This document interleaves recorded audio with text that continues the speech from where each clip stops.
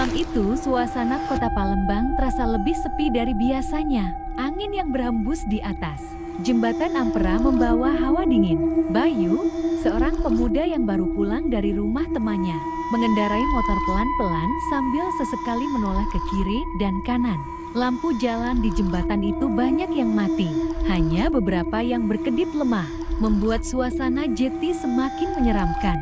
Bayu memang sering mendengar cerita tentang jembatan ini. Katanya, kalau sudah lewat tengah malam, suka ada yang menampakkan diri. Tapi Bayu tidak pernah percaya dengan cerita begitu. Sampai malam itu, dia mengalami sendiri kejadian yang membuatnya tidak bisa melupakan tempat ini. Saat motornya melaju di tengah jembatan, dari kejauhan Bayu melihat sosok perempuan berdiri membelakanginya. Baju perempuan itu panjang berwarna putih, lusuh, dan tampak kotor. Rambutnya panjang menjuntai sampai hampir menyentuh pinggang.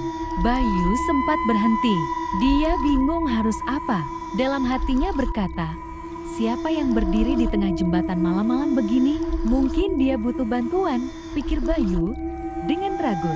Bayu memajukan motornya pelan-pelan sambil berkata pelan, "Mbak, malam, ada yang bisa saya bantu?" Perempuan itu diam saja, tidak bergerak sedikit pun.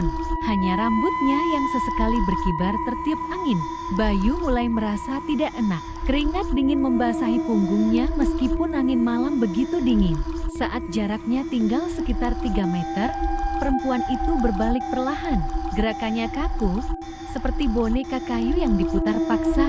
Dan waktu wajahnya menghadap ke Bayu, jantung Bayu seperti berhenti berdetak. Wajah itu tidak ada, hanya kulit putih pucat yang rata. Tidak ada mata, tidak ada hidung, tidak ada mulut. Bayu mundur perlahan, ingin berbalik dan lari, tapi tubuhnya terasa berat. Perempuan itu mengangkat tangan, menunjuk tepat ke arah Bayu. Jemarinya kurus, kukunya panjang dan hitam. Perlahan perempuan itu melangkah maju, sementara Bayu memaksa tubuhnya untuk kabur.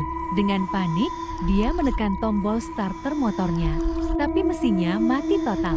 Akhirnya Bayu melompat turun dan lari sekuat tenaga ke arah ujung jembatan.